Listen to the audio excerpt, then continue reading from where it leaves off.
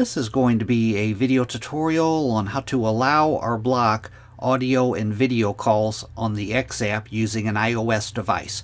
I will be using an iPhone for this. Let me jump over to my iPhone here. I have my phone opened up now and I am on the X app.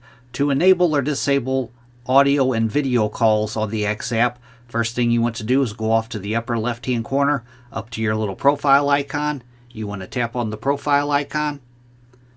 Then you want to go down to where it says Settings and Privacy and tap on Settings and Privacy.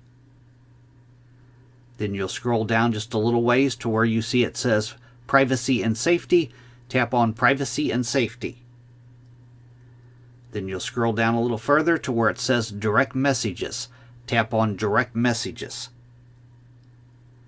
Then right in here, Enable audio and video calling. By default, that's probably toggled on, meaning people can audio or video call you. To disable it, you would just toggle this off. That is how to enable or disable audio and video calling on the X app using an iOS device. Thanks for watching.